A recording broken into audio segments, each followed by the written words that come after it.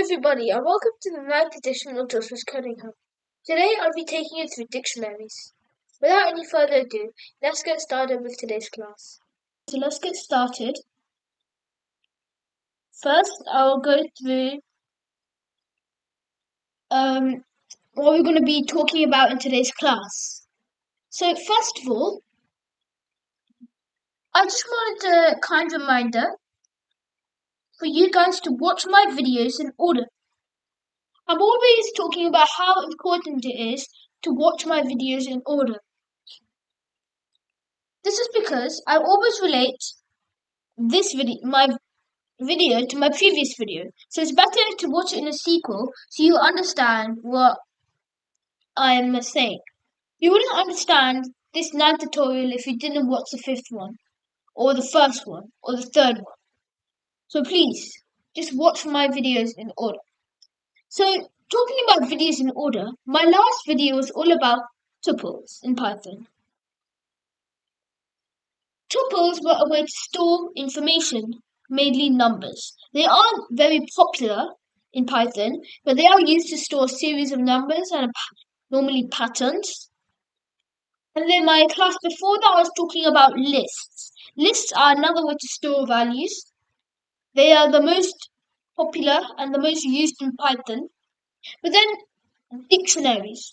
Dictionaries are another way to store values, like tuples.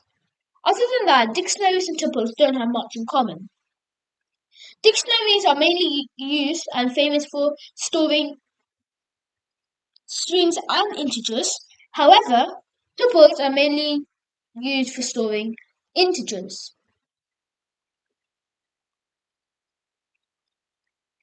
So, what is a dictionary? Dictionaries are a way of storing values, but they can store it in a dictionary way. When you write dictionaries and your dictionary is quite advanced and developed, they do actually quite look like dictionaries. It's like this is equal to this is equal to this. It's kind of like variables, but you set a variable kind of like to a string to a string. You will understand me if I show you an example. So before we do any coding, let's go and open our file, Joshua Python. So then the date is 18th of April, so I'll just rename this. So whatever date you're watching this video, write the date here. Now double click and make a file called dictionary. If you don't know how to make a file, right click, press new, press text document. You can write dictionary here and make sure to put .py. Say yes if this question comes. Okay, so I'll delete this file as I already have one here. But you go ahead and make that file. Okay, so now let's open, right click again, press open with Notepad. Okay, so here I made a dictionary myself. So let me just make it from scratch for you. Wait, actually I'll just comment all of this.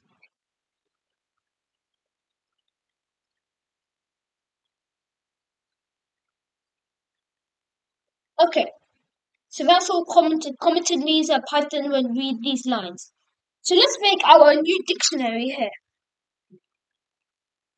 When I'm practicing dictionaries, I normally like to associate things with favorite things. But now let's first learn how to make a simple dictionary. To make a simple dictionary, you have to put curly braces.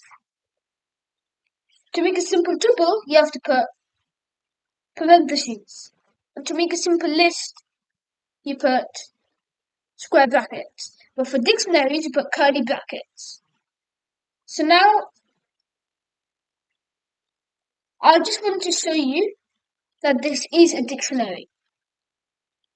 What this line of print type dictionary will do is it will um, print what type,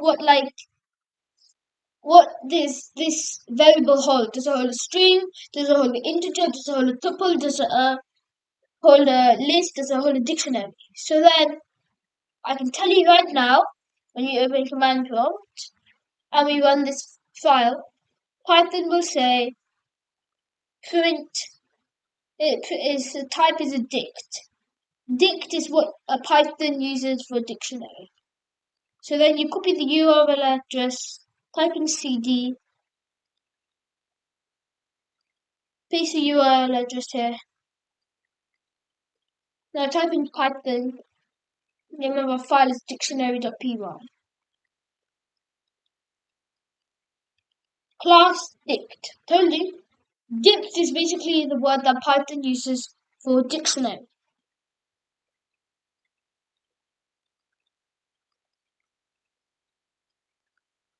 We'll use command prompt to run a program later. So this is dictionary. This is a curly braces, so that's dictionary. You must be wondering how I made this program though. That's what I'm getting to. Now, I said that dictionary can hold a value, hold a series of values. So let me show you what it can hold. Now, there's a difference between dictionaries and lists.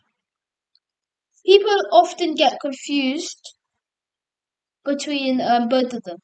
But really, a dictionary can only assign strings to another string.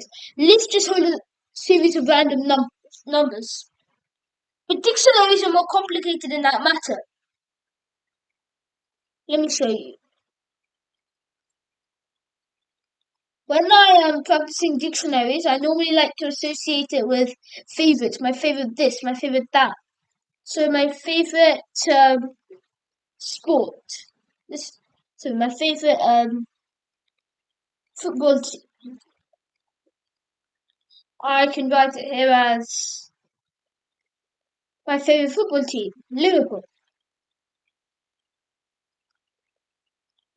Then write my favorite country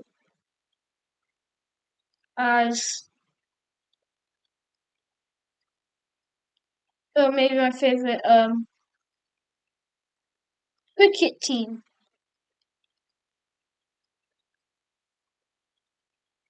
Sri Lanka. Then maybe my favorite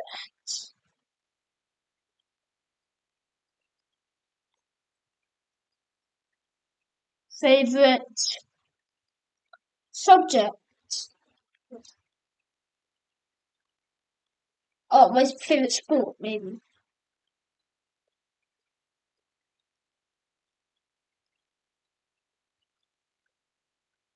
Favorite sport. Now, I have more than one favorite sport, so it would be wrong to name one sport. I have to write all of my favorite sports, right? But then, how can you do that? Let me show you. So I like rugby. I like cricket. I like tennis. I like hockey. And I like table tennis. What I've done here is what you call a dictionary inside a dictionary. This is all of this in square brackets will be taken as one value because they all belong to the same key, favorite sport. If you didn't want that to happen, you could do something like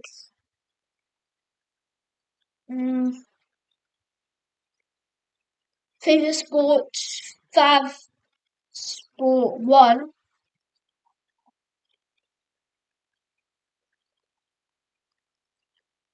semicolon,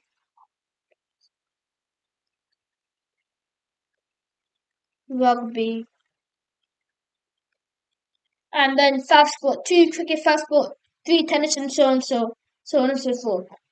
But that would take longer to write, and as programmers, we don't like things to be as big as they can be. We want them to be shorter because the aim of our program is supposed to use up the least amount of RAM, random access management, the memory, as possible. And if you write more lines of code, basically that means that you're using up more RAM. You're using up more memory space of your computer, and you don't want that to happen. So this is better to write dictionaries inside dictionaries, as it can save a lot of RAM and save a lot of space. Your program should be taking milliseconds to run, as it normally does. If it takes a few, like 1 or 2 seconds, that means you're writing way too much. Or that something's just plain wrong. Anyway, enough talk. Let's go test out our program in command prompt. So we write Python dictionary.py. Oh wait, did I save it?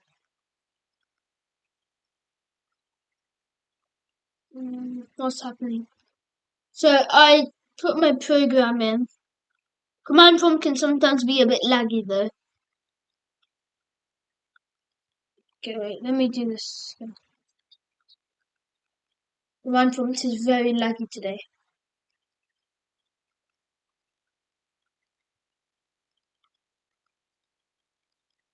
Let me try. Okay. Oh, because I'm still writing this.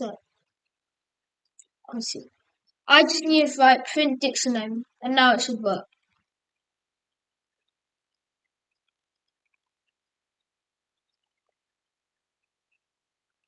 But command prompt can be laggy sometimes, so if it's not working, just check your program and then go back and maybe refresh your page.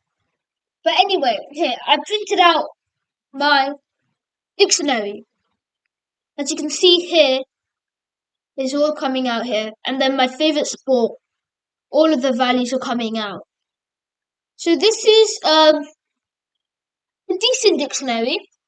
We've done one dictionary inside a dictionary, which is pretty good. And then let's wait. This is so we've done that. But then I wanted to show you something cool.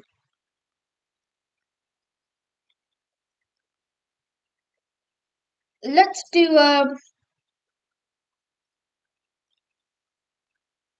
there's this website that's a really good website for coding.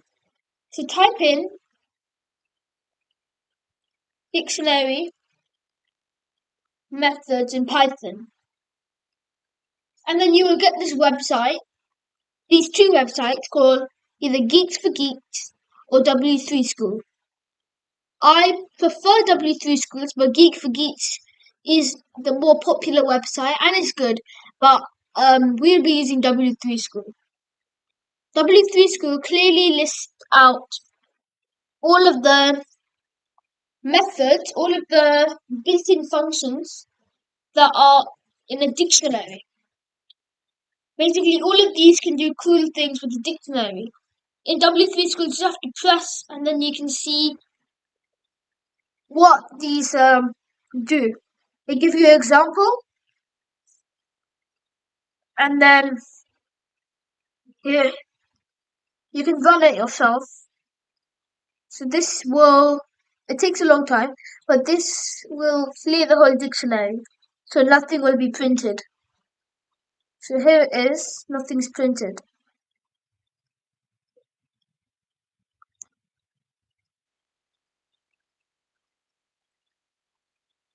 So the 2 ones I'm going to test out are the values and the keys. I'm going to test out these 2 functions. Let's go over to our program and test them out. So let's, like W3 Schools did, create a variable x, let's say, dictionary, oops,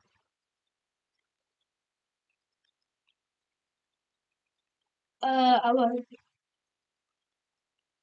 dictionary dot keys and print out x.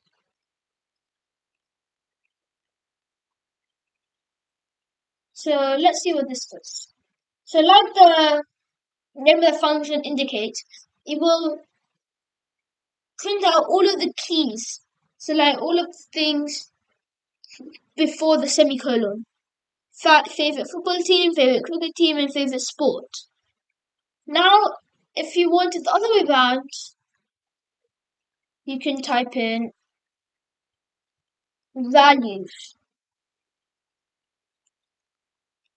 So this would, like the name indicates, values. So the values of the keys on the side after the right side of the semicolon.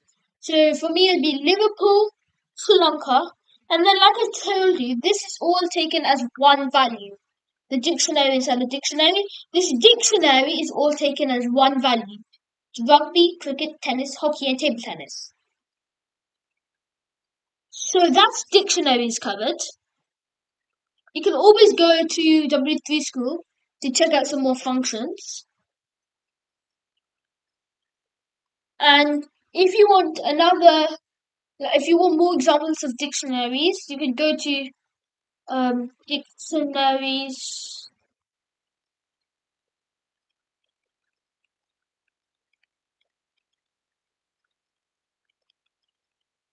in Python. W3 School will have, and then here they will have examples of dictionaries. They will give facts like len. Oh yeah, this is a good function. It's used in lists too. Lists and strings. Len is used. Like I said here, dictionary inside a dictionary. And then yeah, we did use type function. So yeah, there's always a good like definition in W3 schools. So we saved that program. We saved it to.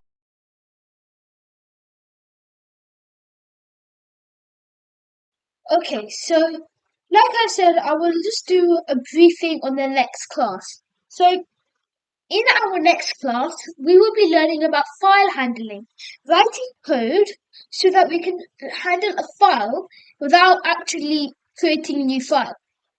So more on that in my next class. Anyway, thank you all for watching this video. See you in my next video. Bye!